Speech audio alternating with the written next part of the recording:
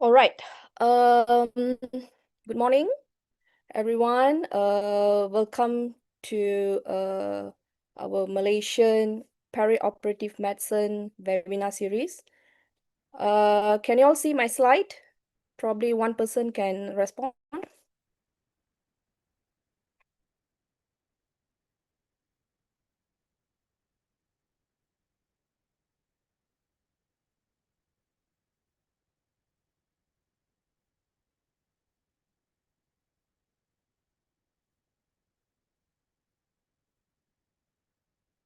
Okay.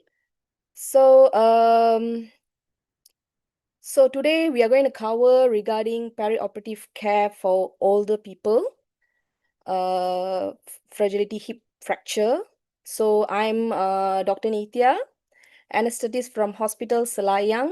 I'm honored to be today's moderator. All right. So this webinar is organized by Malaysian Peri-operative Medicine Society, supported by Fragility Fracture Network of Malaysia. All right.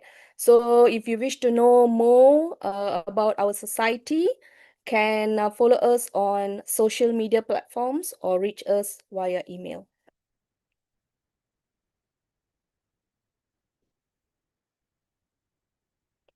All right. Uh, okay, so before we begin, here's some housekeeping rules that I would like to share with all of you.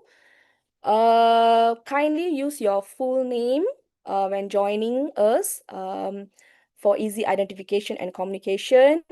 And please mute your microphone. Um, and if you wish to speak, probably you can let us know via the chat box. All right. And also turn off your videos just to reduce the distraction. Okay, chat box yeah, will be available throughout the webinar, and the committee will share any webinar related and informations over there, right? Towards the end of the webinar session, there will be a Q&A session. For this, we are actually using a Slido app, right? So the Slido app invitation already sent over in the chat box as well. So you can click on that and put in slide in your questions, right? So the Slido code is being shown here on the slide. Okay, if let's say if you wish to join us through a YouTube channel, we are currently on live stream. All right, if let's say you are disconnected from the Zoom platform, probably you can go to the YouTube channel and reconnect to us, right?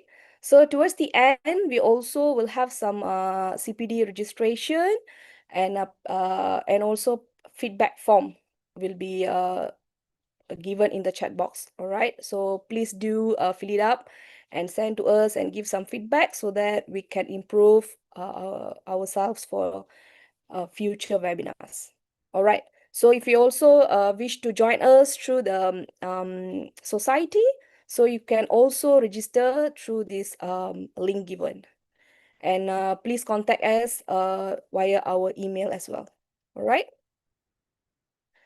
So, for today's webinar, I would like to introduce our speakers. All right. The first in the list is Dr. Elizabeth Chong. She is a consultant geriatrician and internal medicine from Hospital Kuala Lumpur, and who is also president of Fragility Fracture Network Malaysia. She has worked on numerous national guidelines development, such as Falls Initiative for Older People, Patient Falls Prevention and Intervention Program, and also model of care for hip fracture management and fracture liaison service network, and also the CPG on management of osteoporosis. Right. Today she'll be talking on translating hip fracture model of care into our local practice. All right. So our next speaker would be Madam Nuridayu binti Ramli.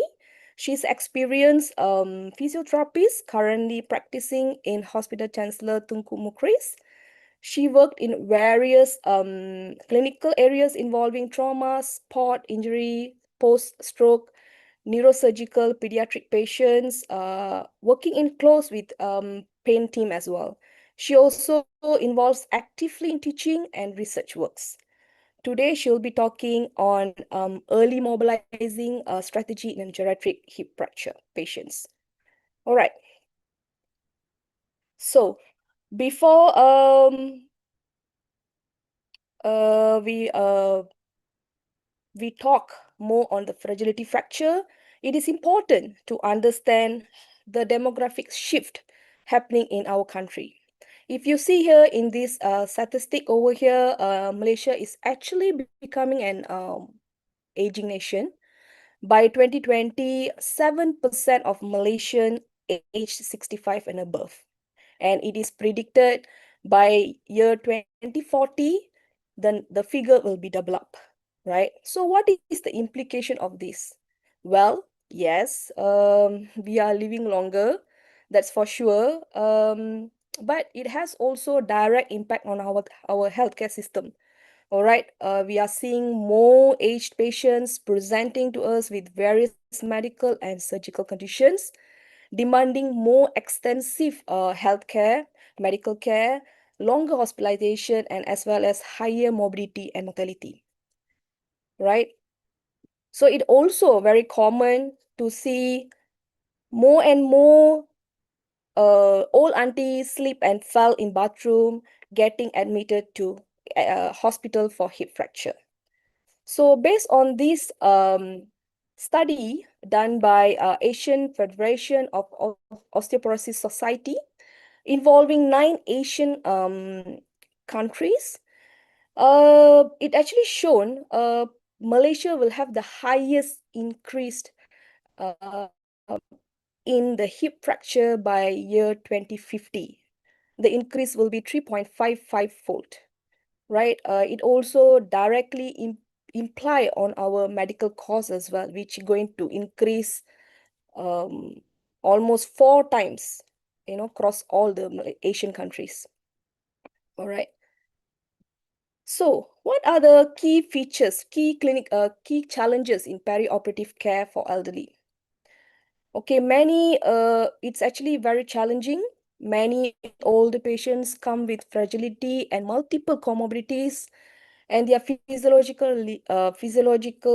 reserves are limited. Even small stress can lead to significant deterioration, right? We commonly see uncles and aunties coming carrying one plastic full of medications, and these medications increase the risk of interaction, side effects, and unpredictable response to anesthesia and surgery as well.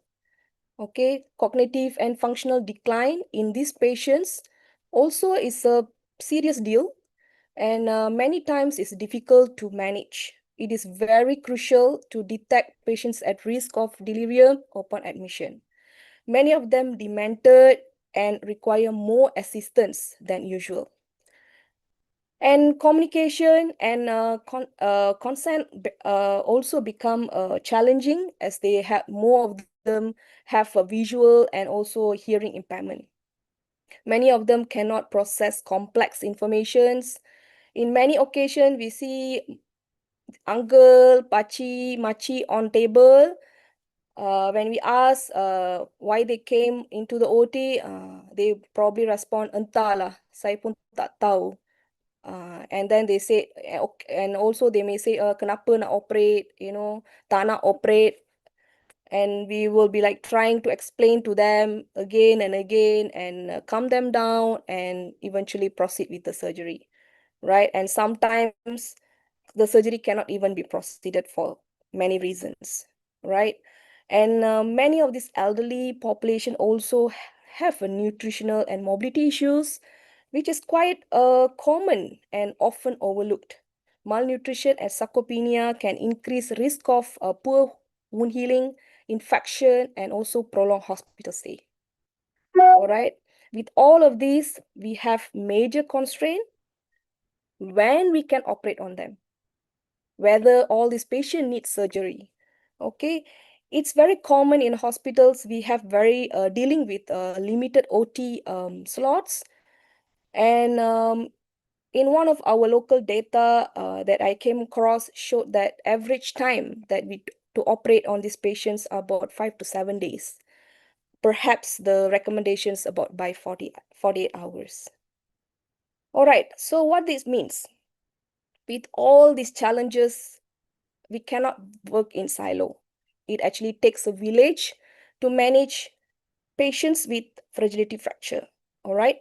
So with that, I would like to invite our first speaker, Dr. Elizabeth, to share her experience managing these patients as a geriatrician. Over to you. Okay, thank you very much for coming to listen to us on this really early Saturday morning. So let me, use this technology, very cool, right? Let me try my best to get into my slides.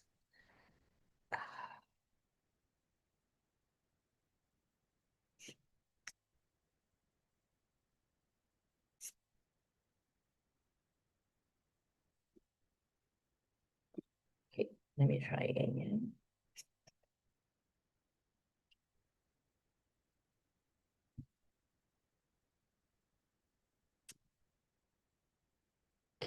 Okay. Are you able to see my slides? Yes, Dr. Elizabeth, can see. Okay. Okay, the last slide before we get there. Let's start on the first one.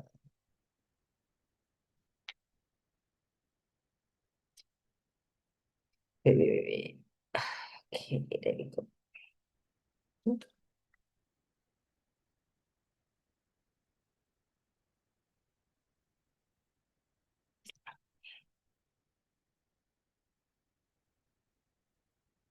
Okay, I would like to do what Nitya did, and I was supposed to do what Nitya did to share my face in the corner, but I don't seem to be able to get it. I'm sure you're okay having me just at the corner of your screen. I hope that's not an issue.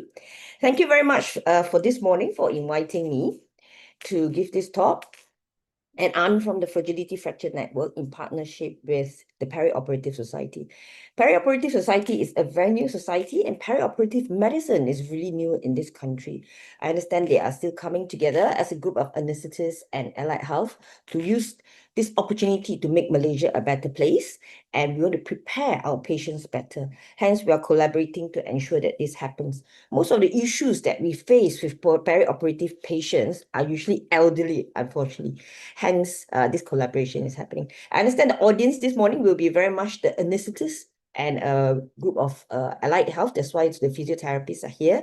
So what I'll try to do is talk about how we have moved on as the Ministry of Health and as a society to promote the hip fracture management.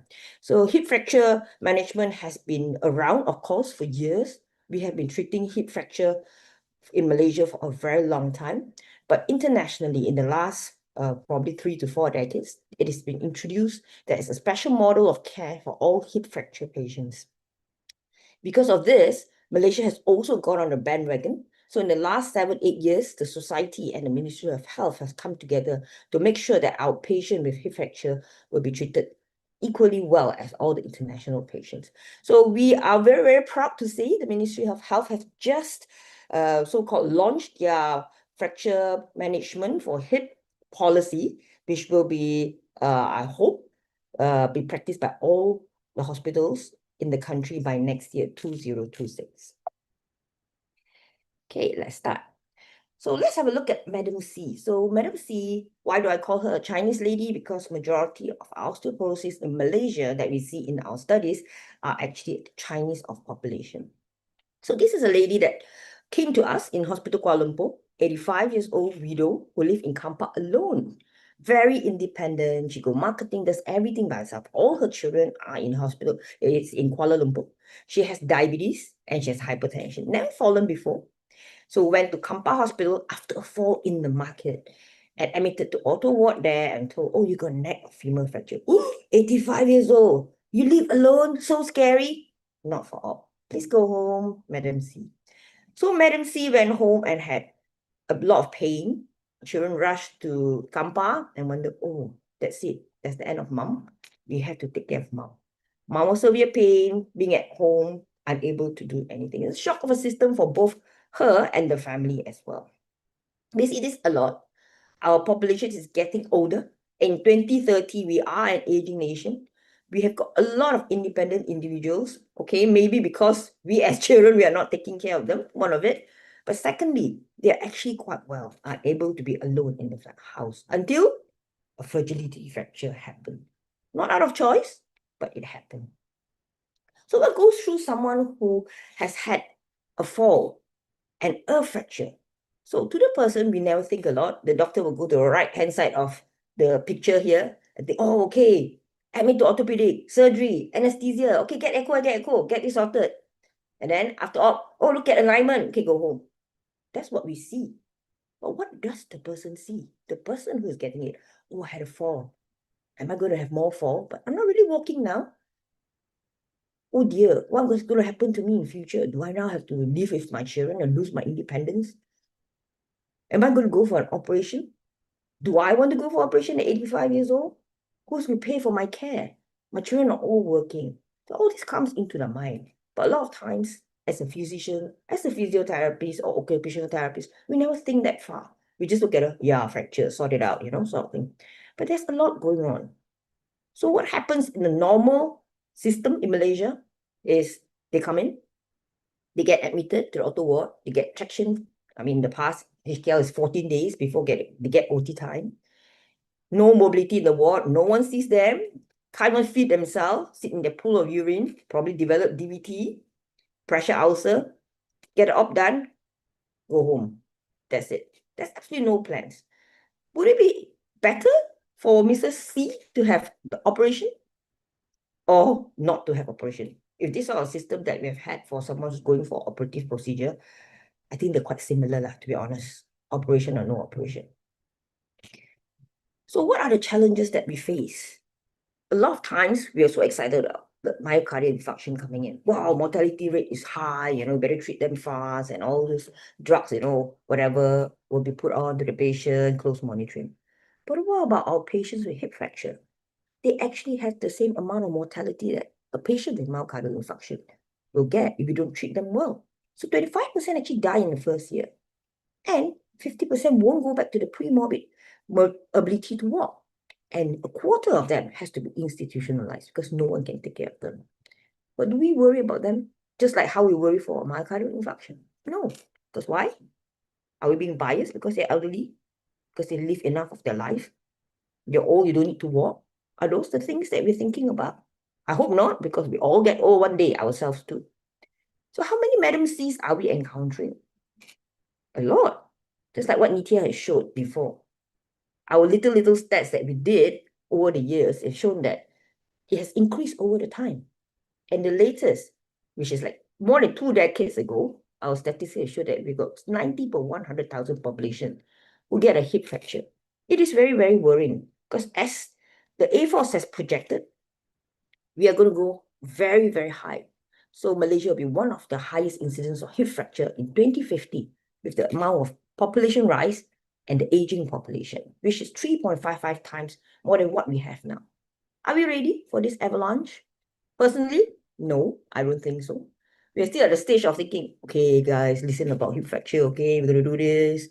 And not everyone understand on how they can play a role or would they want to be part of the team to play a role. And what is this burden? The burden costs millions. Do we have the money? Increase on-call claim also so susah, right? So to get this, do we want to be part of this population in 2050? I'm not sure about you, but I will be joining the elderly population by then. I might have the hip fracture. And what is the cost to care? Currently, the study showed that it's as little as 100 if they go back to pre-morbid mobility, up to 6,000 if they're immobilized. But 20 years later, it won't be 6,000. It'll be much more than that. So what is a fracture liaison service? Basically, what we're introducing to the country is what we call a multidisciplinary system. There's no additional cost related to it because we are already there. All of us who are allied health in this group, we are already in the hospital. It's that things are not organized. So what we want to do is make sure that if there is a fracture, we want to prevent a subsequent fracture. We want to identify them and treat them. How do we do this? Very common. When they reach ED, we want to identify they already have a fracture. We want to initiate personalized treatment for each patient. Madam C is very, very different from a lot of patients who probably had dementia, fallen from a nursing home. That's why we need a personalized treatment for her, because we do not just operate on her, send her home on a wheelchair. That is not what she would have expected, and that should not be what we should do. We send it in, have the operation, investigate to see what else we can do, and we should give treatment and prevent her from another fall and fracture. So what happened when you've got a fracture liaison service? In the past, there's no coordination, as I showed you early. Now, we coordinate the care once she touch base in ED. We'll have an integrated multidisciplinary care and good medical and functional outcome. Gone are the days we're like, okay, post-op x-ray, good alignment, transfer wheelchair, okay, go home. That is actually not adequate for now. We want it more. We want functional outcome. We want her to be back to the community, being independent as much as we can. So this model of care the Ministry of Health will be introducing in the policy. So we hope that our orthopedic colleagues will be from the beginning to the end for this patient's management. In between, all of us who are already in the hospital as part of the multidisciplinary will come in to assist in the whole procedure. And we hope that there will be a coordinator, hopefully the geriatrician or physician, who will lead us through this. It's nice to have everyone around and no one is communicating with each other, and then you don't read each other's writing, right? So we hope that geriatrician or physician will be the one looking through everything and get us all together. And of course, some of our primary care physicians probably will be in this group today. They will be taking care of them to the very end, which we can't do in a hospital because we're accumulating a lot of patients. So that will be the role of the whole Ministry of Health, private sector, MOE, coming together to run the same protocol so that we have the best care for those with hip fracture. So there is something called a fracture liaison service, STARI, which is the International Osteoporosis Foundation, where a lot of the hospitals now, by 20 MOH hospitals and MOE hospitals and even private hospitals has already joined this initiative. There are some guidelines internationally, but good to say now we have got our own Malaysian guidelines. So that'll be great. Let's look at our own guidelines. So fresh on the one, this is the front page. It's not out yet, but this is the policy that has been written and that will be introduced to 62 hospitals in the country with resident orthopedic surgeons. So the anesthetist in the team, if you haven't seen this before and never heard of it, thank you so much for coming today. We really appreciate it because there are a lot of things that we used to do, such as we send them home. This is not an acute case. Go home, sit around, get some pain, come back when we have an elective list. Those things are already not correct. And all those traction in the ward for 14, 28 days, whatnot, because no OT time, those are also has to be done. Okay, let's see what are the standards. A bit scary, but we can do it because we're Malaysians, Malaysia Bodoh. So there'll be a model of care that we share. There'll be a few phases. First, inpatient acute management. Phase 2, the continuous care in the rehabilitation sector. And then the prevention back in the community in the primary care. So it is very clearly documented in the policy of how you go about systematically. So you can see inside there, they will tell you how the geriatric fracture liaison service come about. They follow the international guidelines of fracture liaison service globally, looking into the 4 pillars of care. So these are evidence-based treatment that we also follow. I will talk a little bit more towards pillar 1 today and to explain a little bit about 2, 3, 4. So it is a multi-specialty discipline throughout all the pillars of care. So what happened when a person like Madam C come to us? We will have to manage them in a multidisciplinary way in acute fracture setting. So what we started off before the policy came out was to develop the clinical practice guidelines for hip fracture management. So if you are a doctor acutely managing this patient, all the guidelines are in there on how to treat them when they arrive at your doorstep, all the way from the emergency department to the discharge end. So if you want to look at how the evidence clinical-based management are, it will be in this CPG, which will be not mentioned specifically in the policy. Policy is all related to system on how we go about it. So at the same time, we also have teaching modules designed for stakeholders, just in case your director or the hospital do not believe there's such a thing. And we also have allied health model that will be launched out eventually as a special interest group in 2026. As a model, when the patient come, the activation of the FLS team will happen at ED itself. That's why I hope some of the ED colleagues are here together with us. We have pre-op assessment, multidisciplinary management, and a proper discharge and follow-up system all the way back to the community for false assessment. So I want to introduce a little bit about the concept of multidisciplinary management. A lot of times they thought, oh, it didn't work. So when I was a young physician, they refer, okay, please see the patient, pre-op assessment, very elderly, diabetes, hypertension, ECG, a bit funny, please do something about it. So I'm the junior MO, I see, I don't know what to do. Then, okay lah, you want to echo or not? Do echo lah. Debate, want to do, don't want to do. And then wait for echo for another week. And poor patient sitting there wondering what's happening. So this is gone because according to the new system, we want to operate our patients within 48 hours. So at arrival in ED, the ED team will already want to do as much as they can to help us bring the patient to OT in 48 hours. They will do appropriate ECG, X-rays, bloods to prepare the patients while we admit the patient as soon as possible. So we would like to advocate that in ED, they will already have analgesia managed, including a block if possible. And when they come to the ward, we'll continue with this multidisciplinary team management. Orthopedic team will have the role in looking at the patient to see it will be an operative or non-operative type of operation. And what will they do? Length of time.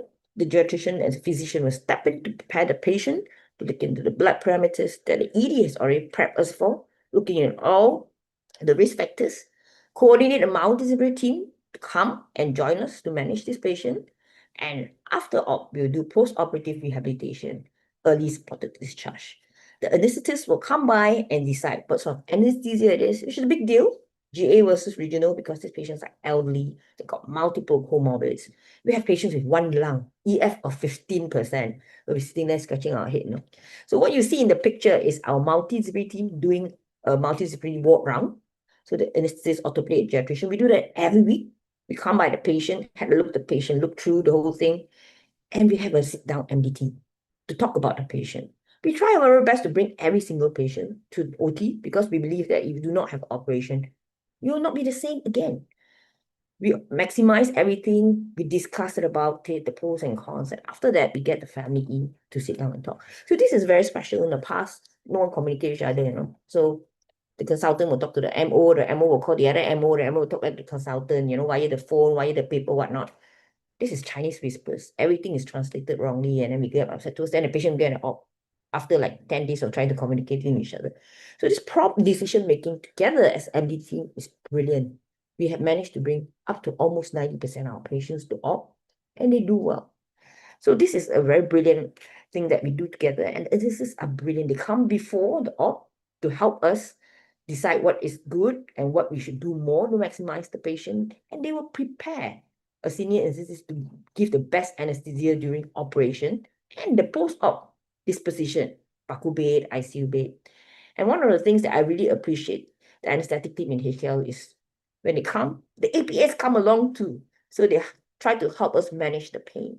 And the amount of blocks that we have has increased. Almost 50% of our patients have a block in the ward. And I can just see the difference in the patient's face, which is really, really rewarding. They'll be, up and going, walking, post-op, really happy. So I really want to thank the anesthetist colleague. If you're here and you have not embarked on this journey, please join your other colleagues, because I can tell you it's really, really fruitful, and we are really amazed. Because in the past, anesthetists always sit in the OT, right? And now my sister said, well, I quite enjoy coming to the ward and see the patients and chit-chat with all of us. I hope you enjoy that too. So talking about us, it's just not the doctors who are coming together as a multidisciplinary team, but we also refer to everyone in the ward, which is our allied health team. So for the nurse, we are training orthogeriatric nurse to help prepare the patient, to prevent them from having delirium, to feed them. We get our physiotherapists to start pre-operatively to do some strengthening of the upper limbs, because when you can't walk with your leg, you need your arms and you need to breathe well. So they do some chest physio. And our occupational therapists to start them early to maintain the activities of daily living that they have. And towards the end, we even do assessment. For example, for Madam C, she's a person who's independent. We might want to do a grooming assessment and kitchen assessment so that she can make her simple tea, coffee, sandwiches, as well as she could before. And we have a dietitian to come and help talk about the calcium and vitamin D obviously they have not been having adequately. And our pharmacist as well is there to reconcile all the medication. A lot of patients actually have on board traditional medications, over-the-counter medications that, as us physicians, we have no time to look through all that. Our pharmacists come in and also discuss and talk and train them about how to store their medication and to start on the new osteoporotic medication, which is sometimes quite complicated. So we need the whole team. No one person can do all this work because it is very tedious. I thought I'll put this in for the anesthetic team. So we do use the principle of enhanced recovery after surgery in the writing up of the management of the geriatric hip fracture and the policy, because this is the in thing that have shown and proven that there's reducing in readmission rate and mortality. So when we look into the pre-operative components, we look into multimodal analgesia, comorbidity optimization, fluid optimization, which is really not looked into a lot of times, because in orthopedic, majority of the patients are very young. So the nurses are actually not used to the idea of having to feed the patient, give them fluids. So these are a new mindset that we are changing. Pre-operative nutritional support, I have to say, a lot of our patients are actually sarcopenic, that's hence why they fell down. So our dietitian will come in and sometimes they can't even eat because they have no teeth. No one looks at the teeth in the past, but now we're looking at it because we need to treat them, right, with osteoporotic medication and realize a lot of them have got very poor dentition. Prehabilitation with chest physiotherapy.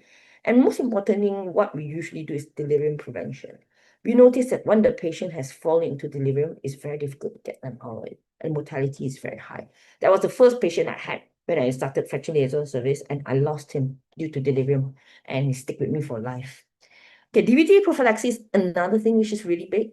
Pre-COVID, when we were doing all this, we sometimes even forget giving our DVT prophylaxis, and our patient get away with it.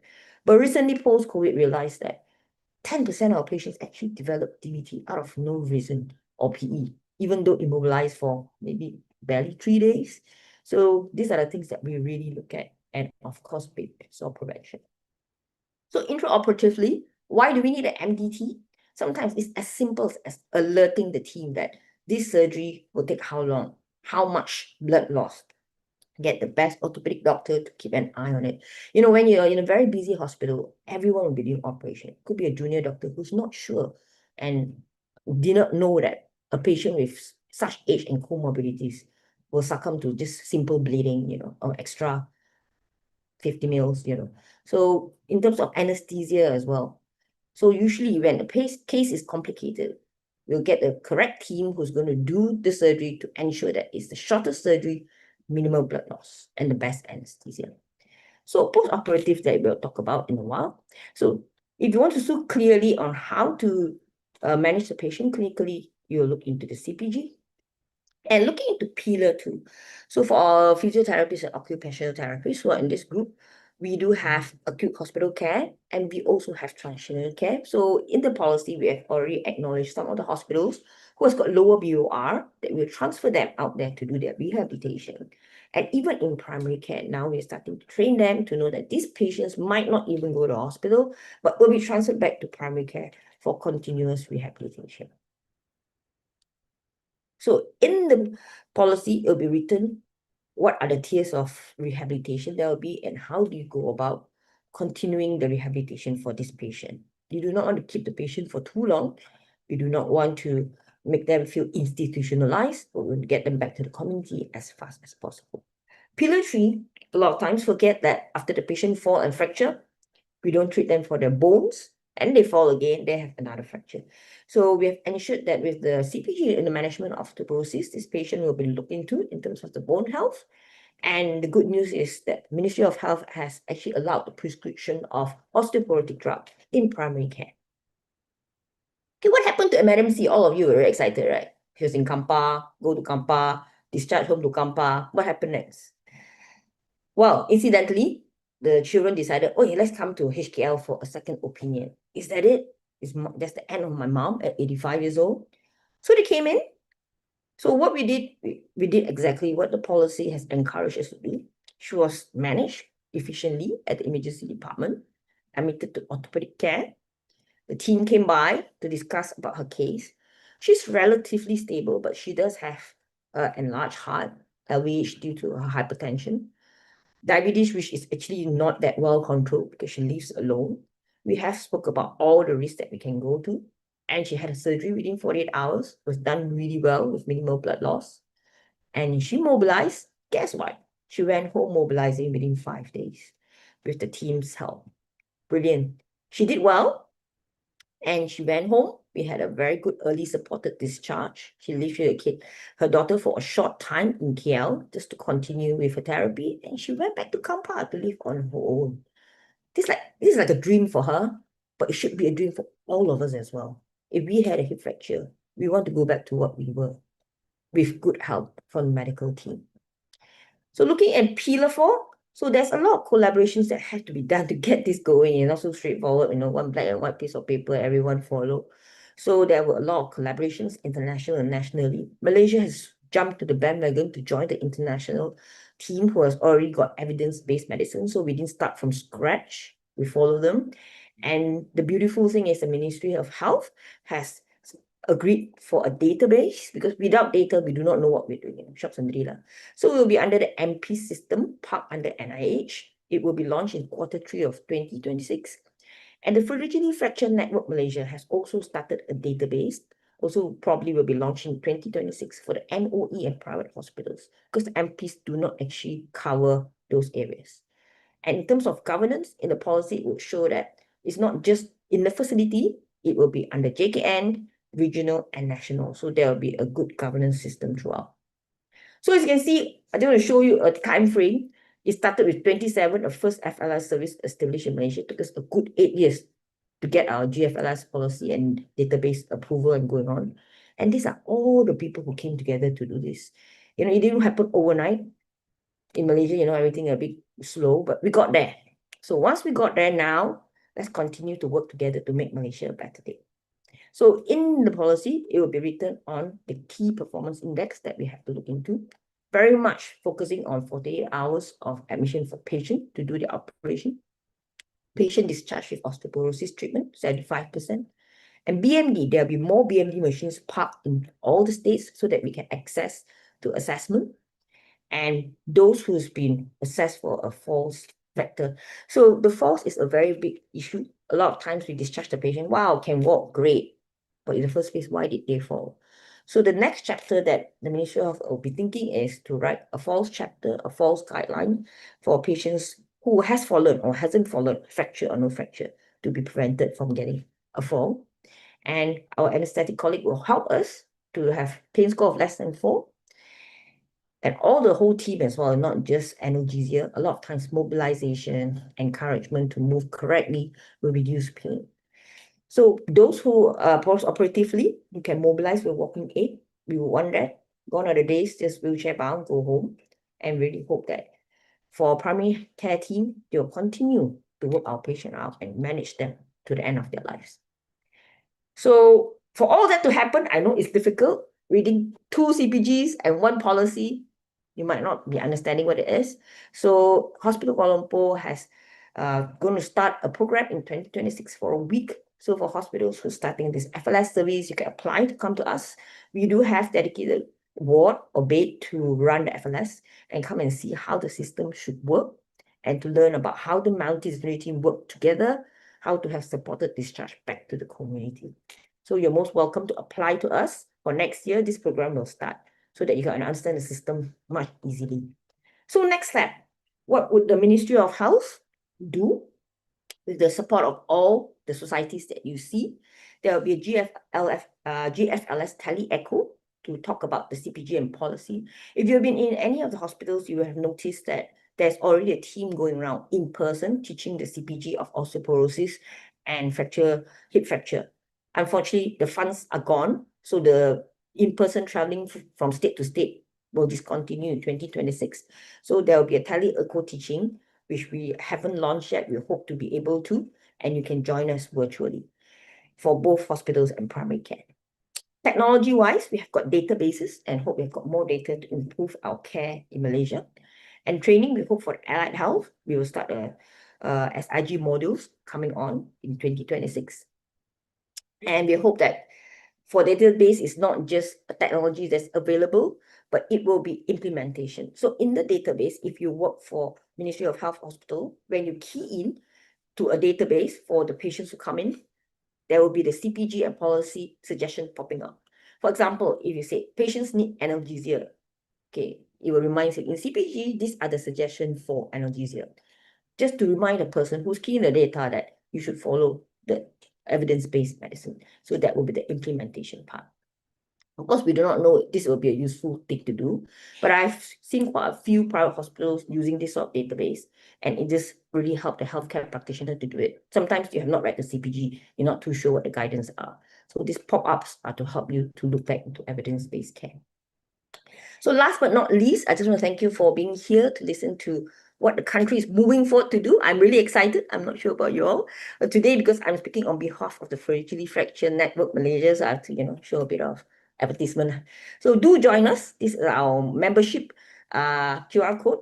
We have got a lot of benefits being our member. And proud to say the Fragility Fracture Network Malaysia has won an award in the World Congress, being the most active society in the world for promoting FLS. So we are doing well as a Malaysian team. Let's do it together. And in our FFNM website, there are more teaching. If you can see on the right-hand side down there, the e-learning module, there will be 7 modules in there that will talk about what I've spoken about in more detail, each one by itself. There's also a video that we put in for you to actually educate your healthcare worker or your patient about FLS. And there's also a Facebook page together with Bone Health Alliance Malaysia who talks a lot about diet, exercise, and how to manage osteoporosis. So the latest are also podcasts talking about bone health in the Facebook page. So do join us. Thank you for coming today. I know it's Saturday morning and Malaysia is moving forward for better care. And we hope that everyone here will be part of it. Thank you very much.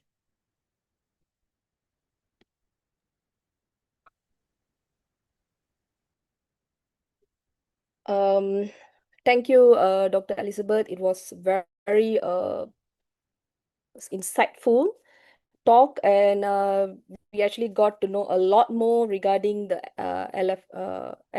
FLS net framework. Thank you very much. So for now, we shall take a break about 3 minutes and come back. Meanwhile, I would like to promote our next symposium, which is going to happen on 28, 29 March 2026 is the first Malaysian Peri-operative Medicine Symposium 2026. All right, which is going to happen in Connexion Conference and Event Center, Bangsar South. So please do grab this early bird rate if you register before 1st February 2026. All right, so the website is being shown there is that www.kkevents.org for more information and details and registration link as well in that page. So you can also scan the QR code here, right? And probably you can take a break, have a coffee, use a washroom, and come back in about 3 minutes. All right. You can put in your questions in Slido apps, which you can find in chat box. So we will have a Q&A session end of the talks. All right. Thank you.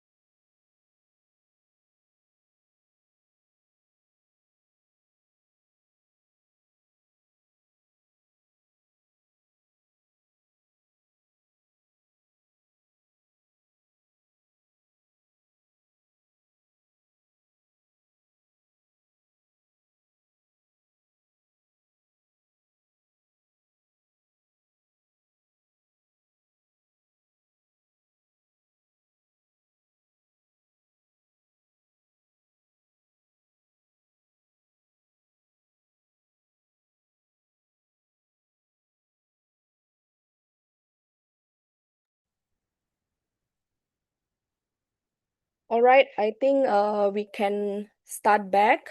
It's about 2 minutes to 3 minutes, right? We will continue with our second speaker, Wan Hidayu Ramli. She'll be talking on early mobilization on these patients with a hip fracture. All right, over to you, Puan Hidayu.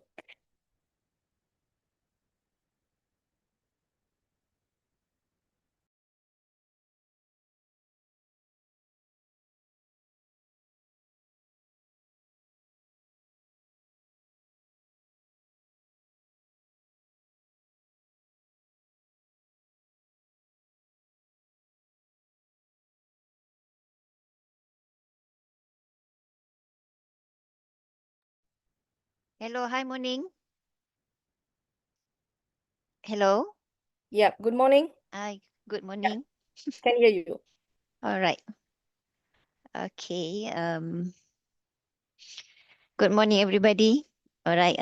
Thank you, Dr. Nitya, for the warm introduction just now, and thank you to Malaysian Pre-Operative Medicine Society for the opportunity and in collaboration with the FFNM.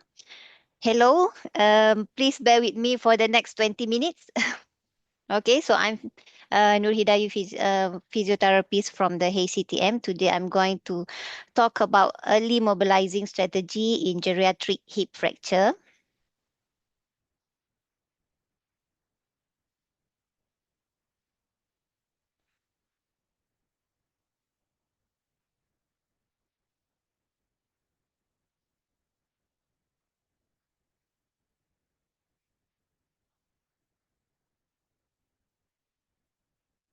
Okay, so what you can see on the screen right now is the cases from July to October that has been referred to physiotherapy.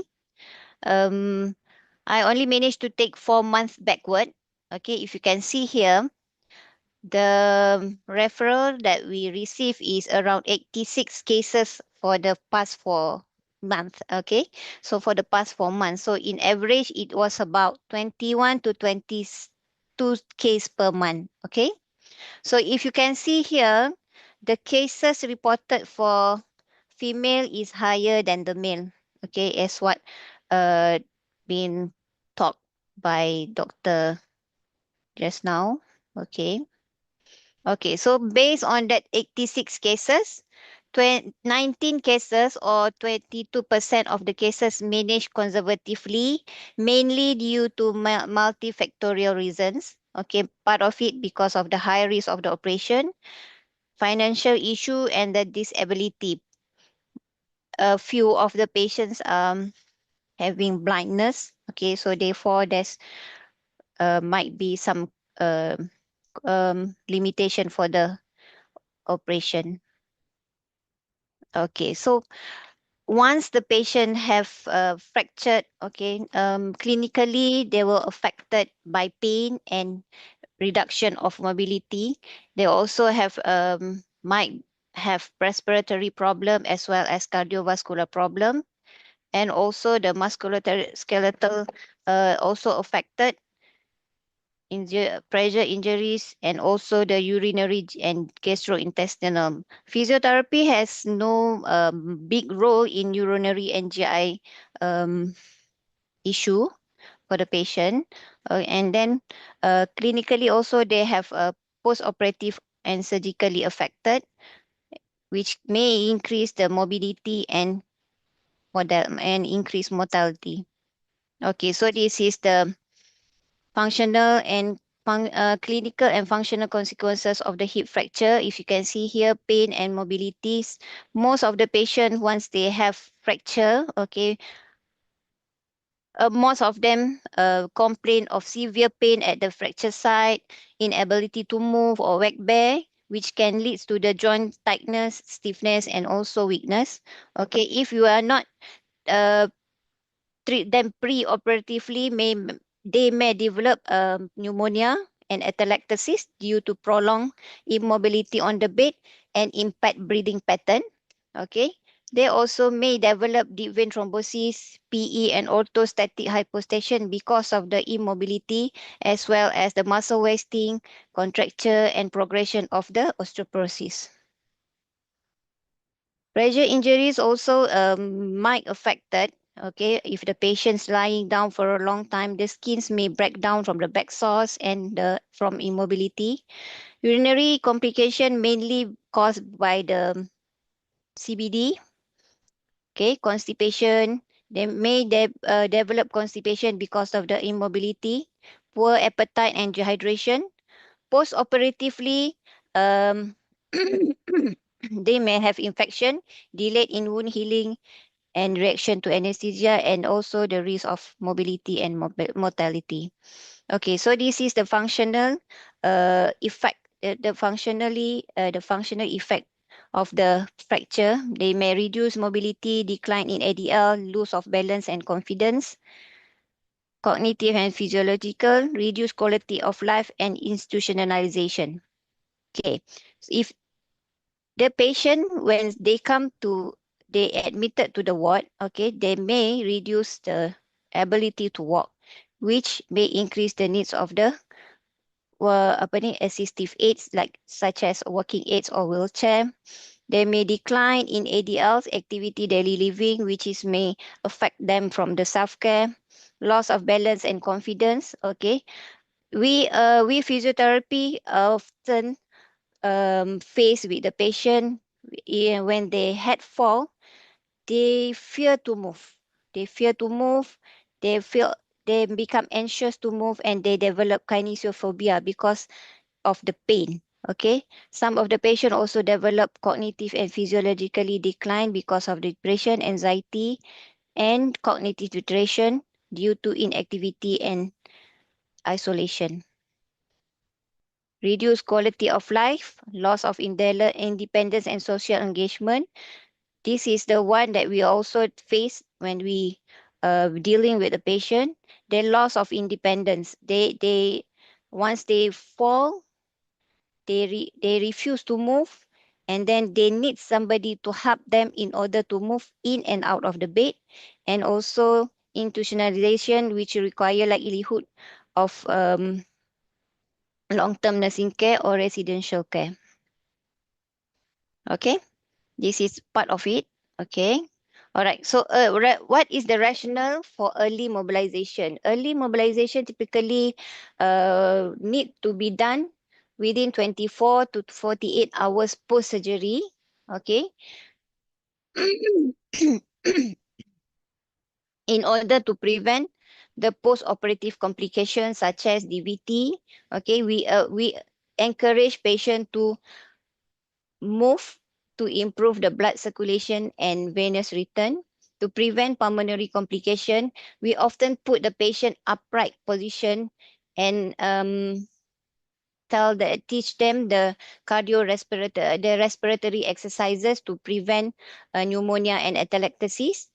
Okay, in order to minimize pressure ulcer, we need cooperation from the nurses also to frequently position the patient to reduce the pressure on the bony prominence. Okay, improve bowel and bladder function.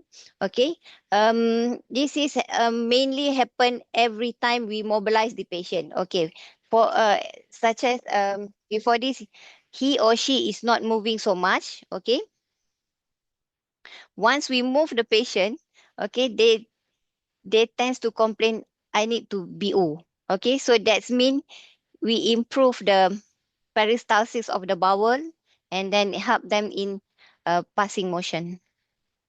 Okay, the next is the rationale for the early mobilization is the preservation of muscle strength and joint mobility.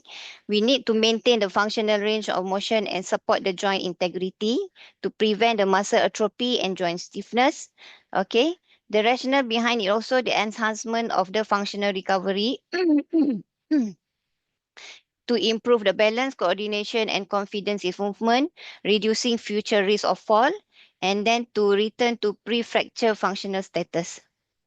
Physiological and cognitive benefits is to reduce the fear and anxiety of the patient by encouraging patient to actively participate in rehabilitation, improving motivation and self-efficacy. We physiotherapy also need to motivate the patient to mobilize in and out of the bed, okay, to help them to improve their motivation as well. Okay, the reduction of hospital stay and healthcare, okay, to reduce the long-term institutionalization and overall to improve better long-term survival rates and higher quality of life after hip fracture.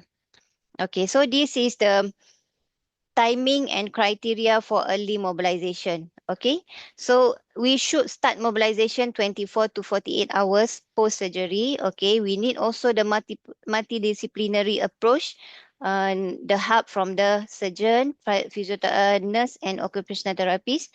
Okay, the the rehab plan for the patient is basically based on the patient's itself, okay, patient status, and then the type of the operation of the operation done by the doctor. Okay, but to make sure the patient able to mobilize, we try to um, control the pain and monitor the vital sign. Okay, so this is the out of the 86 cases reported. Okay, 19 were managed conservatively, and then PFN is the next. Okay, the long and short PFN, the surgery. The THR is the number third, and the bipolar hemi. This is the cases we encounter. Okay, based on an ICE, they suggest that we should mobilize the patient after the surgery unless contraindicated. AAOS encourage early post-operative mobility to reduce complication, and annals of rehabilitation suggest that with mobilization within 48 hours, improve walking distance and independence in transfer. Early mobilization technique.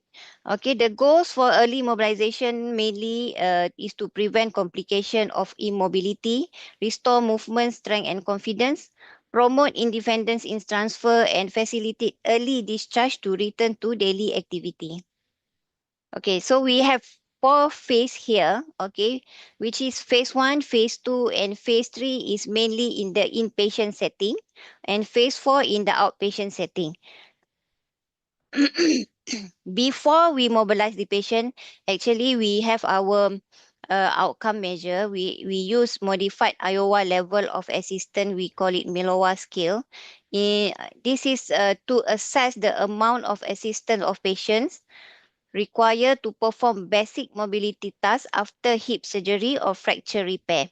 It's focusing on safety, independence, and readiness for discharge. Okay, the structure of Milowa, they have 6 mobility activities scored from 0 to 6 based on the level of assistance required. Okay, the lower the score, the more independent the patient is. The higher the score is, the more assistance required by the patient. Okay, I'm sorry, it's not that clear. Okay, if you can see here the statement below the table, this is the item that we assess the patient. Supine to sit on the edge of the bed. Number 2 is sit to stand. Number 3, walking. Number 4, negotiation of 1 step. Number 5 is walking distance done by the patient and assistive device use. The total score is 36. Okay, if you can see here, 0 is independent, 1 standby, 2 minimal, 3 moderate, maximal, 5 fail, and 6 unable to test. Okay, for item 1 to 4, item 1 to 4 is this is the scoring. For item 5 is walking distance. This is the scoring we use. And item 6 is the assistive device. Okay, if the patient use the walking frame, we score it as 5. Okay, auxiliary crutches 4, and so on. Okay. Okay. So the clinical use of hip surgery is to assess the readiness the patient to discharge. It's also to monitor daily mobility progress during physiotherapy, and then to identify the specific assistive device needs, and then to track the functional improvement over time, which can you be used alongside with the TUG or FIM, or 1 minute sit to stand or 3 minutes sit to stand. Okay, so the second outcome measure that we use is 1 minute sit to stand test. This is for post-operative hip assessment. The purpose is to evaluate the functional lower limb strength, the endurance and recovery progress following hip surgery. It's a short duration test suitable for early stage of rehabilitation. Okay, when as a patient cannot tolerate longer endurance tests such as 3 minutes or 6 minutes walk, 6 minute 6 to 10. The equipment needed for the 1 minute sit to stand is the standard armless chair, but in the inpatient setting, we use the bedside set at high at least 43 to 45 cm. We need the stopwatch, pulse oximeter to monitor the saturation of the patient, the box scale, and then make sure the floor is flat and non-slippery. Okay, what you can see, the patient sits on the middle of the chair, arm crossed. This is not feasible to be done for the patient post surgery. Okay, so we mainly give the patient walking frame for them to do. Okay, so we ask the patients to sit and down possibly in 1 minute. Okay, we only count the full stand where the hips and the knee fully extended. The rest is allowed, but the timers continue. Okay, so we record the number of full repetition, report and the VAS, the box scale, and then observe for instability. Okay, um, this is the expected score for them. Okay, for early phase, post-operatively is the week 1. Okay, 5 to 10 repetition with support or supervision. Okay, this is may indicate limited endurance or pain-related restriction. Okay, so this is the normative, not the normative, the expected performance for them. Okay, phase 3, 10 to 20, phase late phase 20 to 30. Okay, and then the advanced phase is 30 repetitions.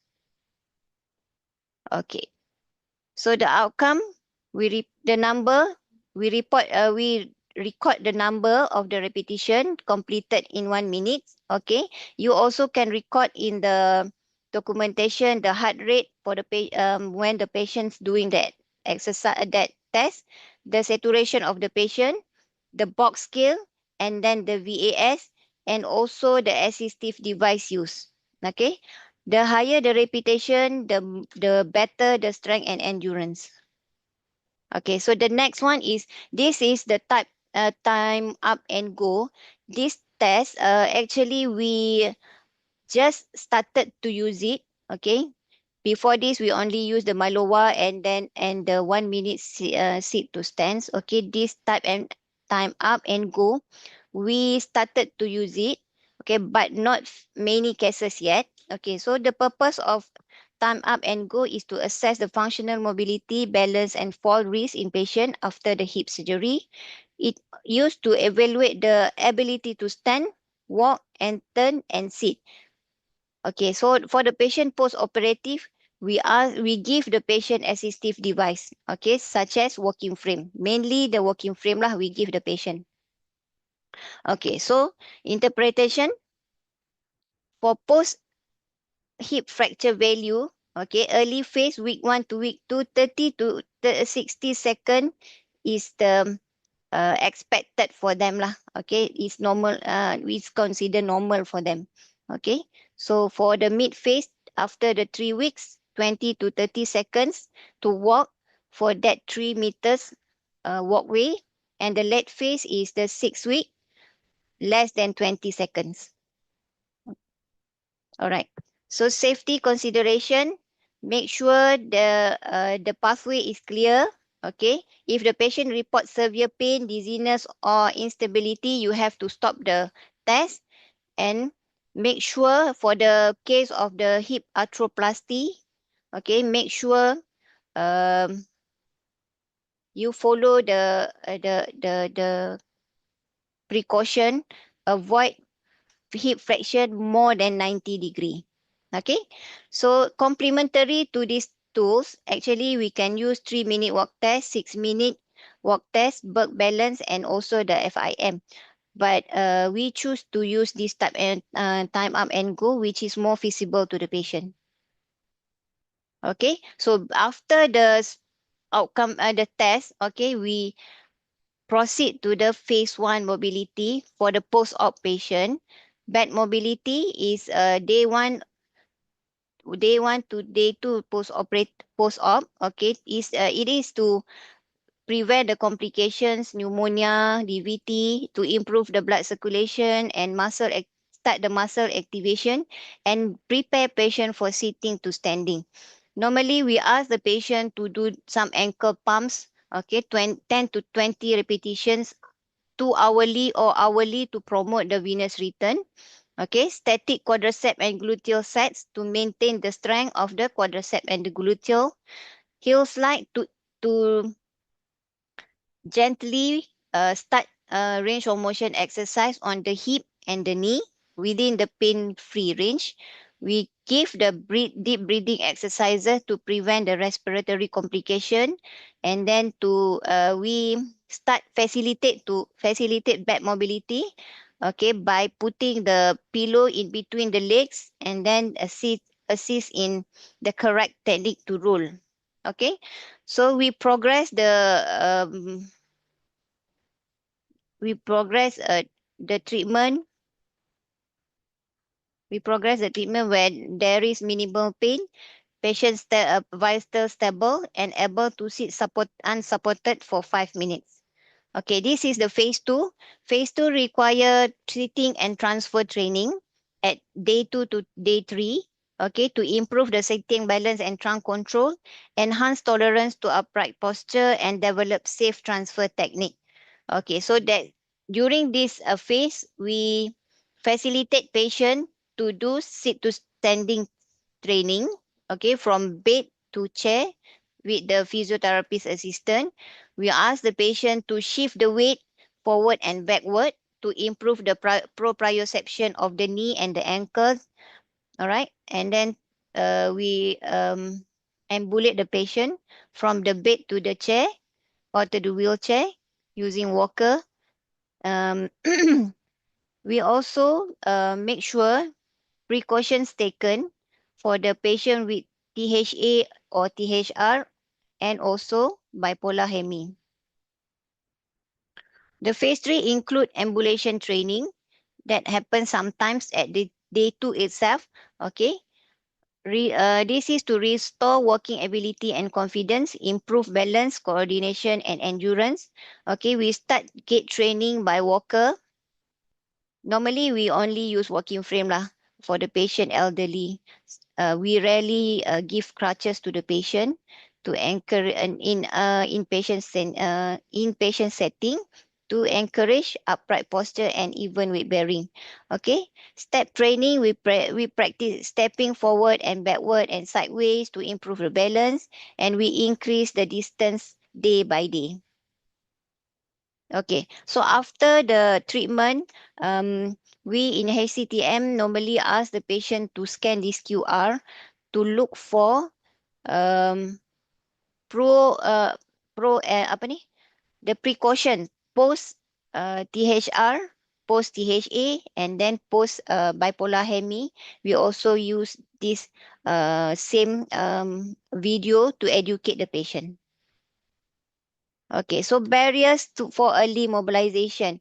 I often encounter with the patient with low HB after post-hip surgery. Okay.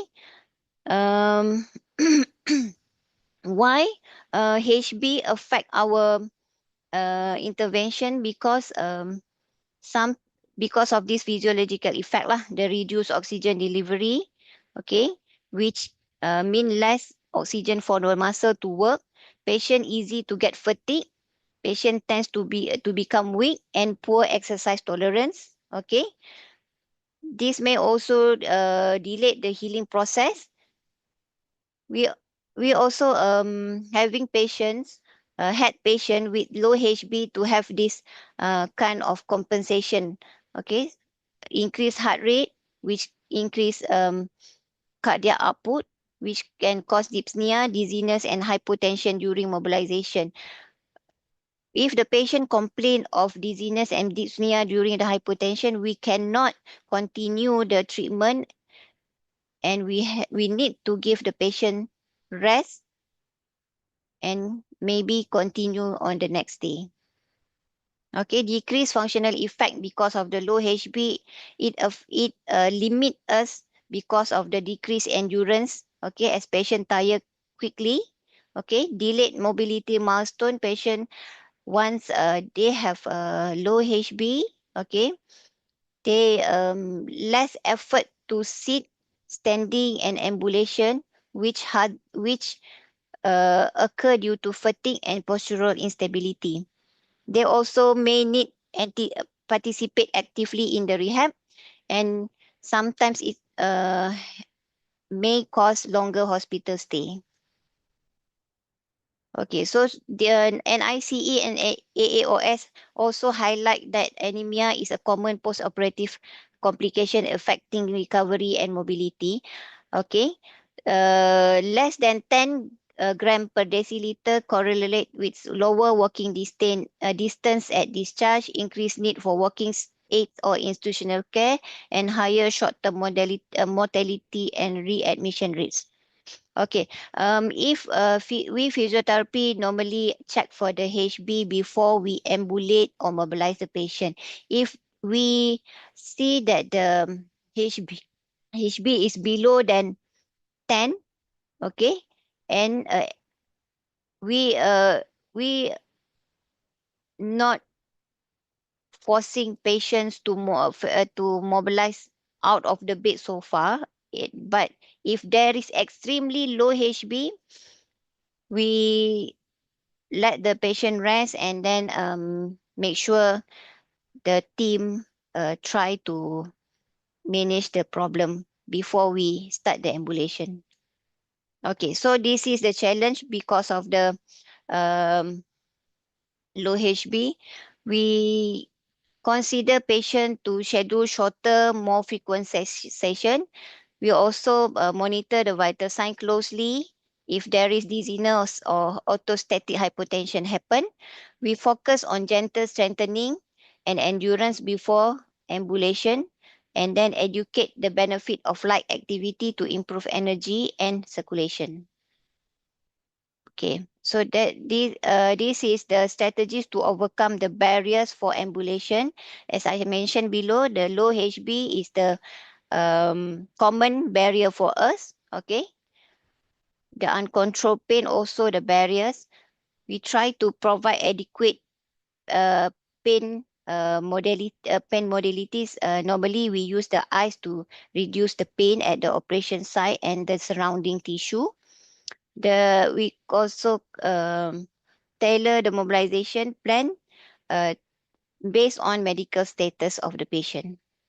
Surgically, the the barriers for surgical is the post-operative pain, wound drainage of discomfort, surgical precaution, posterior or lateral approach lah. We ensure there is proper wound care and dressing done before the mobilization, reinforce education on hip precaution, and maintain close communication between surgeon. Okay. We also have a problem with the limited staff during the mobilization. Sometimes the patient with high BMI, one person is not adequate to mobilize the patient. So that's before we mobilize the patient, we require a few more therapists to help in mobilization. And then the more equipment also sometimes is not adequate. we have we have walking frame which is not that stable to use anymore. All right. Okay, so the common, the biggest barriers that we have to face is the fear of falling. Okay, once you want to mobilize the patient, okay, after operation, the patients sometimes develop fear of pain. Okay, this is happen when we try to first day mobilize the patient, they stiffen up their body, which can make the mobilization difficult for us. All right. So, and then they also develop kinesiophobia. They refuse to move. Okay. And then low motivation because of, maybe because of delirium or what. And then cognitive impairment. Lack of family support also the barriers for us to mobilize the patient. Sometimes we um, set the date with the carer for the carer training, and then they cannot commit to come, which can delay the rehabilitation and then delay the discharge. Okay, so in conclusion, early mobilization after hip fracture is essential for optimizing recovery, prevent complication, and promote both physical and physiological well-being. We physiotherapists, together with other team, play roles in initiating safe mobilization program, which tailored to each patient medical condition and surgical protocol to achieve maximum independence as early as possible. We have to monitor and address barriers to mobilization such as pain, pain instability, delirium, weight-bearing restriction, which may delays due to modifiable factors. We need to focus on the functional mobility in order to um, achieve the early rehab milestone. Okay, so this is the case of one patient, female, age 60, fractured right neck of femur. The mechanism of fracture is fall in the kitchen. She admitted 23rd July and then operated on 28th of July.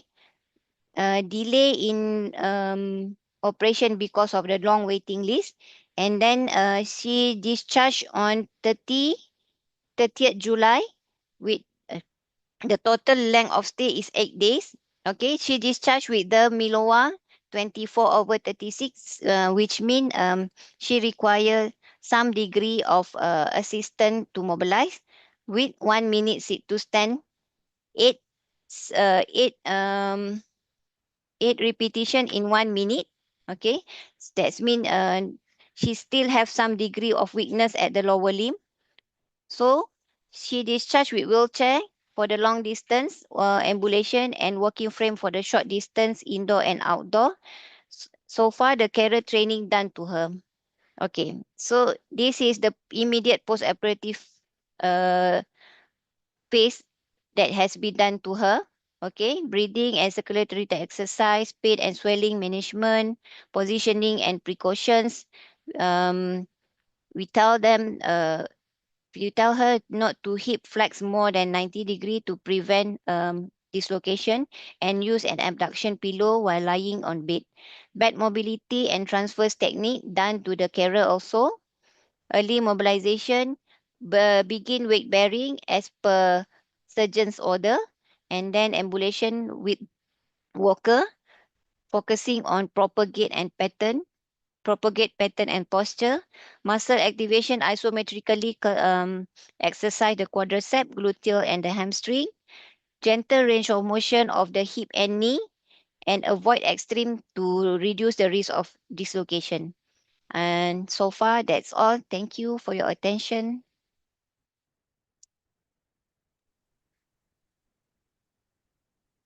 Hello, Dr. Nitya. Yeah, I'm here. Okay, thank Okay. you. Thank you, Puan Idayu, for your insightful presentation. I think now we actually know more about what that physiotherapists do in terms of your exercises, and how do you help patients post hip fracture fix. All right. So, for the participants, kindly uh, type in your questions in the Slido app, right? So we're actually going to start our Q&A session with our speakers. All right. Uh, while waiting for the questions to come in, so far there's none. Puan Idayu, Dr. Elizabeth, can you see the Slido box, right? You can view the questions and all that. I can't really, but if you can ask me the question, then I can answer. No issues. Sure, sure. So meanwhile, waiting for the questions to come in. So I would like to ask Dr. Elizabeth regarding clinical frailty score. So how do you use it in your practice and how it actually affects your decision making in a geriatric patient, especially with hip fracture? Clinical frailty score has been used widely during COVID. Personally, it's a very, very simple tool which is not accurately used, unfortunately. So I would say, in a very acute setting where you have a pandemic, we need some sort of simple guidance. We use the clinical frailty score. For it to be used alone, it is very dangerous. So we do not actually just use it isolatedly. That's why hence when we talk about physicians or geriatric-led team, they actually look at the patient holistically. So when people are using the clinical frailty score and they were not trained, it will cause a lot of non-operative procedures. So you put someone CSS of 5 who is supposedly needing quite a lot of help. Does that mean that we do not operate on them because they're 85 with multiple comorbids? So we have to be extremely careful when we use any sort of tool. We always have to look at the patient holistically. So if you say that clinical frailty score 5, maybe of osteoarthritis. So are we going to deprive this patient of not going through the operation and be back to a clinical frailty score of 5? So we have to look at the patient in terms of their quality of life. Can they get back to what they were? And I would say it would be very dangerous to be using it in an isolated way and making our decisions. We don't do that as physicians. We usually look through the whole system. And I always tell my team, there are 3 things that we look at. First, physical, which is clinical frailty score as part of it. But of course, there are many things. Your comorbids, your what do you do, which is considered as their quality of life. And then they've got the part where cognitively we have to look into it. The CFS do not tell you how good the cognitive status of the patient is. If the patient has got great cognitive status, we should really be trying our very, very level best. And the last thing is, unfortunately, in Malaysia, social circumstances. If you live in a foreign country, there's a lot of support, people coming into your house, help you, you got a daycare and institution. We don't have that. So if you don't have great social support, what we have to do for you is much more than just anyone. So in a very well set up country in the first world, you probably have continuous rehabilitation in your house. We don't need to travel to a place to have rehabilitation. It's so different from us where the patients are living very far away, especially Sabah and Sarawak. A lot of our colleagues have to keep the patients for a longer time for rehabilitation. The patient just cannot come back to the hospital. So just one little tiny score which tells you very little, it will be very dangerous to use it in isolation. That's what I was saying. All right. Thank you, Dr. Elizabeth. Yeah, I think I would agree with you regarding the clinical frailty score. How about what other s- challenges that you face when actually implement this frailty liaison service framework in your hospital or in our system? So is there any challenges that you had to face? I can tell you when I was first trained with the fracture liaison service idea, which was in 2015 when I returned to Malaysia, and I have to self-refer because it is not something that's heard in Malaysian population of healthcare worker. So everyone's like, wow, apa ni? So I think we had the same challenges of those who started together, my MO colleagues in UM. We have the same challenges. We have to refer ourselves and your self-referral, as in, we're looking for cases ourselves. That was a challenge because to talk about something new, just exactly like Peri-operative society, now you're trying to introduce perioperative anesthesia. No one has heard of it. They look at, Where did that come from? So the challenges was massive, but we did not give up. So we continually do CMAs, lectures, go to the wards, teach people, tell people. And towards the end, I met my partner in crime, which is Mr. Kunalan, orthopedic surgeon, who's heard about it because he also came back from abroad. And we found a partnership. We carry on to do it together, and we found some great allied health who could rally this together with us. It's very, very hard. So that was Hospital Kuala Lumpur. We are doing it in isolation. So the society helped us a lot because they are like-minded people from the private sector, from the MOE, to come together to say that we are not mad people. We do this thing together and we move this thing and start teaching people who are interested, who have heard of it. And we all came together and, having a society, having a web page, having a Facebook, all those help to get a voice with the Ministry of Health because they are the main people who decide on CPGs, on policies. They heard about this. We started off collecting some data and show the progress and how we did well. Then they're interested. And a lot to do with reduce morbidity, more mortality, and also reduce cost. That's what they want to listen to, at the time of length of stay, things like that. So when we caught their attention, the CPG was approved, took us 43 meetings, it's 43 months to write it. It's just during COVID period. And because of that, more people heard about it because CPG, right? Because adhere to it. Then the policy came about. It was a very long journey to introduce something new. So I would want to suggest to Peri-operative team, please do not feel disheartened.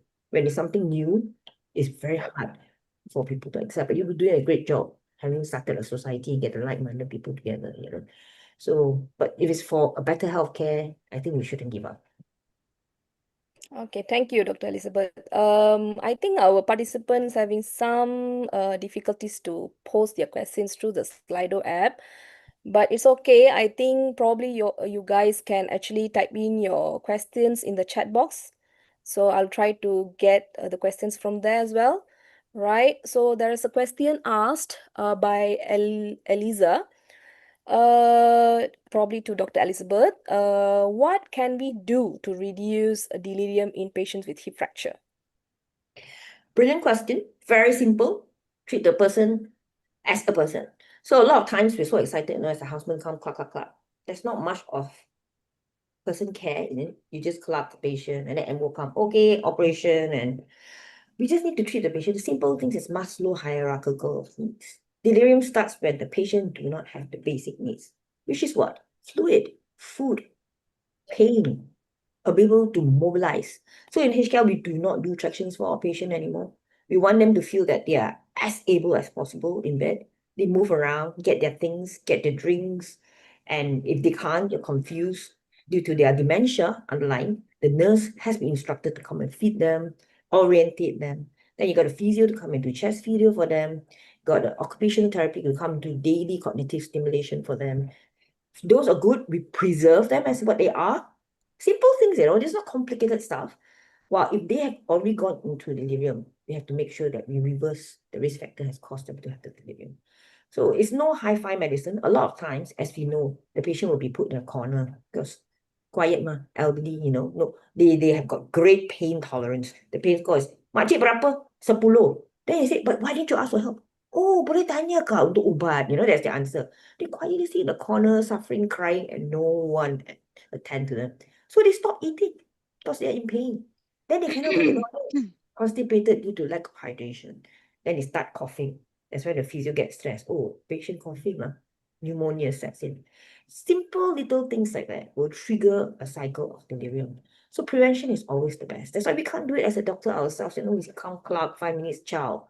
But we need all our allied health to be out there to help us. And they do a massively great job. So a lot of times you thought you break the leg and do physio on the leg. That's not true. Chest comes first. If you're not moving the chest, you're lying there, they get the pneumonia, and that's the end of story. And upper limbs, we need strong upper limbs when you're using the walking aid, the frame, or the two-wheel related, because you only have one leg, which is strong, the other one not great, so you need your arms. So for elderly, very interesting. Young people walk with legs, elderly walk with legs and arms as well.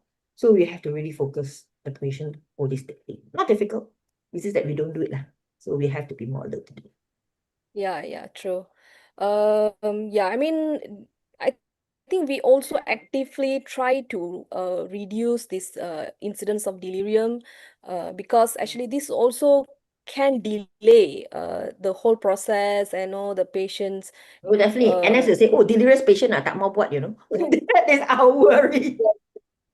it delays the surgery, like difficult to get consent, and there's a lot of challenges that we also come together when patient has a delirium. So actually it's also important to identify the patients at risk of delirium, and we promptly deal with it, right? Okay, probably we can ask Puan Idayu a question. Can? Okay. Yeah, so there's a question to you. Any recommendation or advice for post-operative physiotherapy at home? First of all, may I know which type of operation is that? Perhaps for post-hip surgery? Okay. If THR, okay, we normally advise patient to understand the precautions first. Okay. For the THR, mainly we tell the patient not to cross the leg. Okay. Not to cross the leg to prevent the dislocation. Okay. To sit on the high chair, not the low stool. Okay. Make sure the hip is more than 90 degree, less than 90 degree. Okay, sit on the higher chair. Okay, use the commode if the use the commode if the toilet bowl is low. Okay, and for the exercise, normally we ask if they still using the working frame. I normally in the ward I give them some dumbbell less than 1 kg, 500 gram like that, strengthen the upper limb. All right, and the all the shoulder muscle to make sure they have ample endurance to um, facilitate them to move. Okay, and then for the leg, I normally ask the patient to do the static squat. That's mean put some towel underneath the knee. Okay, press down the knee, tighten the knee, and hold up to 10 seconds. Repeat 10 times. If possible, repeat in 2 sets. Okay. In lying, lie down, bend the knee not more than 90 degree. Put some pillow in between of the knee. This is to strengthen the adductor muscle. Squeeze the pillow, hold up to 10 seconds and repeat the same 10 times. If possible, 2 sets of 10. All right. And then for the ambulation, we encourage them to increase the distance of the ambulation. Like how what show just now is the 3 minute three tap and time up and go. Okay, we use the 3 meters walkway. So later, if they achieve the 3 minutes, 3 meters, increase the distance by 6 meter. Okay, that is how they progress their exercise. Okay. Other than that, they can continue the normal activity daily living lah, walking and then going up and downstairs with supervision. Okay, that's all.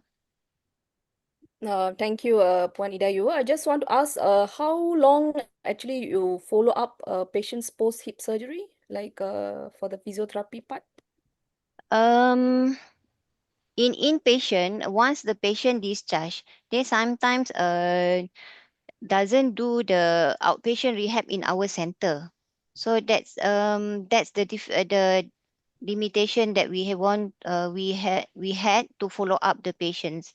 Some patient they go to the dilemma here is that after the carer training, okay, the discharge plan, we already teach the carer, the relative, the post-operative rehab plan. But the thing is that after the discharge, they put their parents institutionalization. Uh, Yep. so that's the barrier, the delimitation for us to follow up the patient because they are not continuing the rehab in our center, and then most not most lah, part of them were sent to the nursing home. Yeah, yeah. So yeah, Mm, that's we do so much, yeah, and then yeah, and then patient, like probably later come back with the same yeah. problem. Readmission of the pre-operative pre-implant fracture apa semua tu dia nak datang balik lah. So what we can see um, from the first discharge until they readmit again, there is a lot of impairments come in. Yep, yep, Mm. yep. So that is the complication that we face at this moment. Okay, some patient had to remove the implant and then redo the operation again. Mm. All right. Okay, probably we can move on to our next question. All right. It's from Terence Ong. Uh, Probably to Dr. Elizabeth. What can we do to standardize care nationally as there is huge variation hospital to hospital, public, private, MOH and MOHE hospital? Okay. I will say that I can only speak on behalf of MOH because the team in MOH thinks a lot about how to manage MOH because that is our territory. So for MOH, we have already elected state champions who has been trained on the CPG and the policy. And these state champions are supposed to look at the hospitals in their region. So there are 62 hospitals. So let's say if you in one state, you have 3 hospitals, they will be the mentor to the mentee who are supposed to initiate the CPG guidelines and the policy.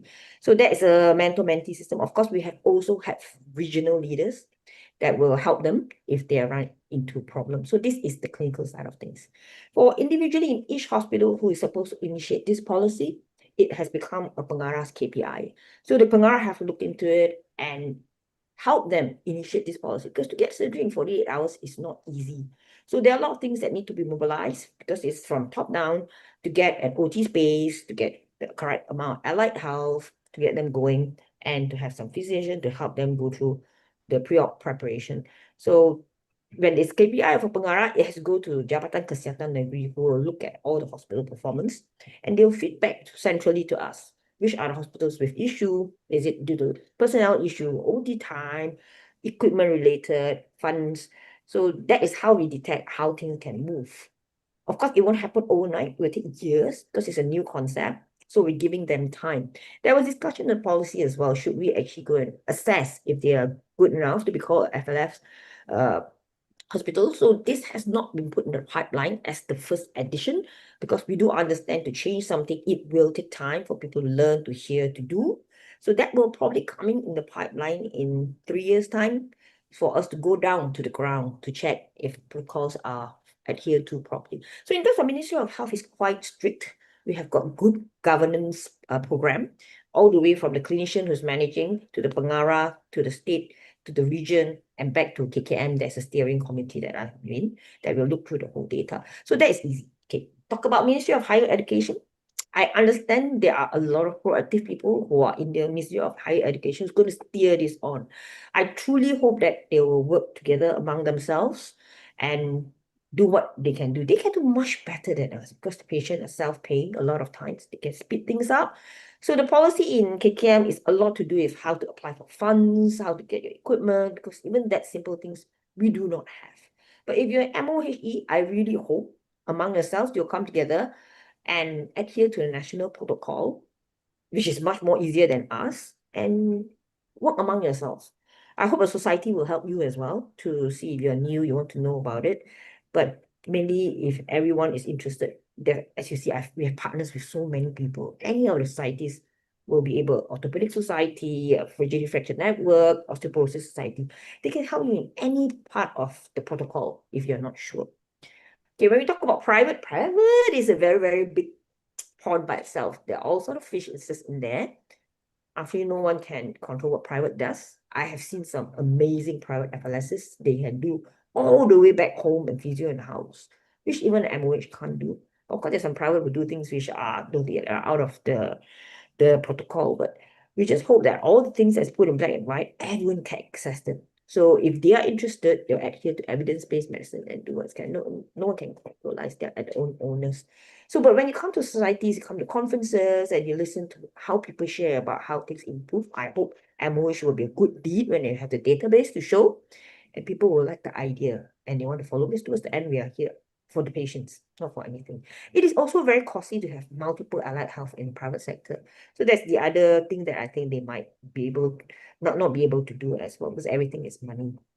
So I hope, first of all, the MOH will give a good example. We are like one big, huge hospital towards the end once the database out, and the others who saw us improving, that will help. The other thing is, if you feel that you need to learn more and you want to be assessed, so I've spoken about the FLS things, but International Osteoporosis Foundation, they do have a checklist. When you start up, you can fill in all those forms and see you're in the right direction or not. So internationally can guide you to, which we do not have at the moment in Malaysia to be enforced.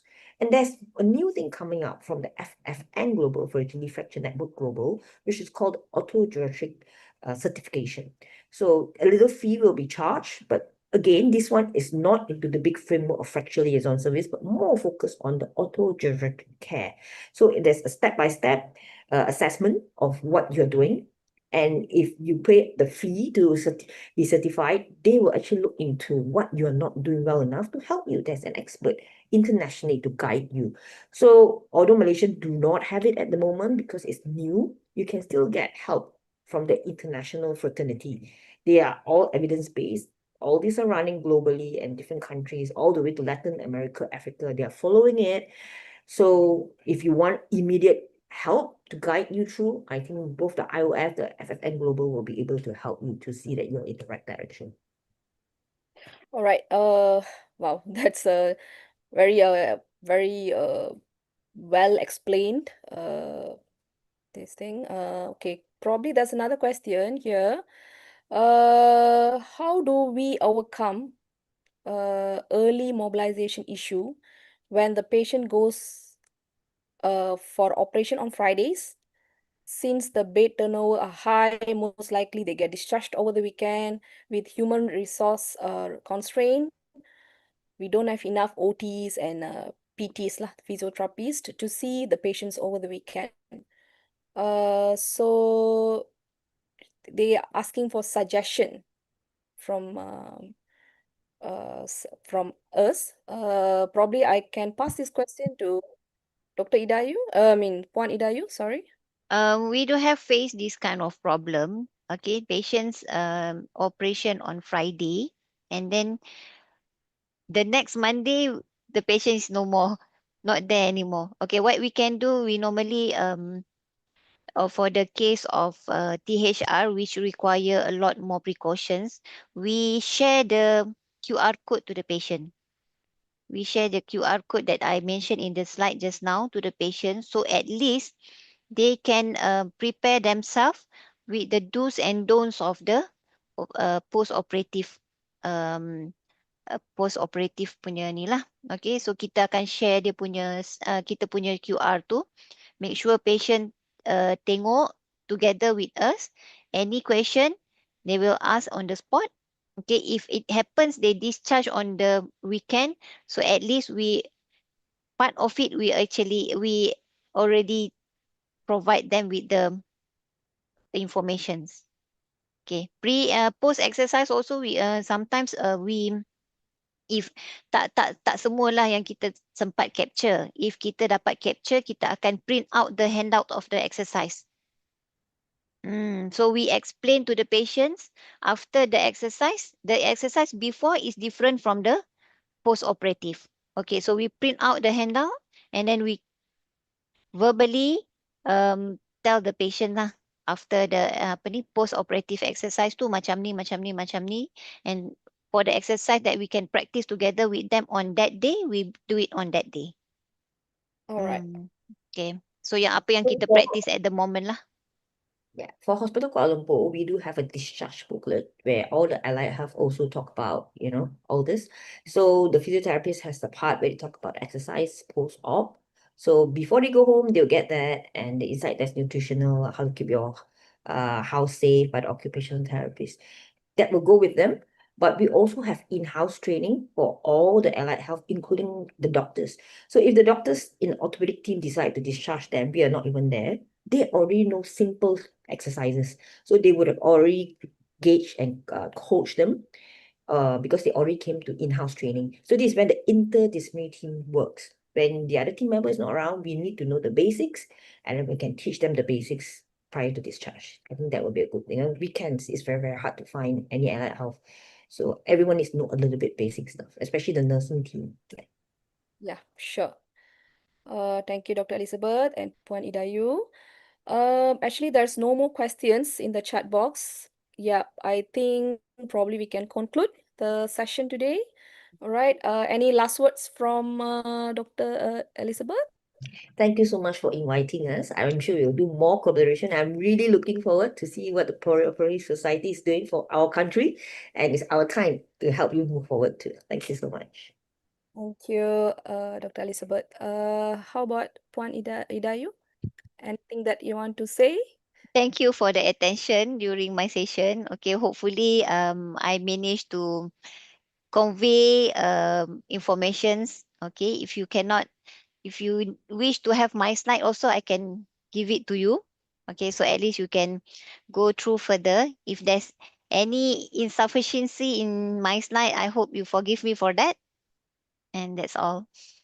Yeah, all right. Thank you, Puan Idayu. I think we actually got to know a lot of physiotherapy exercise that, like the step by step, you actually explain in quite detail. All right, the phase one, phase two, and so on. So I think it was quite good. I think that's all from us. I thank both our speakers today for your time. It's actually on a Saturday morning, it's already almost afternoon. So thank you very much. I think for the participant, thank you also for your participation and questions. Um, so you may click on the link stand in the chat box for the CPD registration and also feedback form. All right, so you can fill that up and send to us. All right, so I just want to share again regarding our very first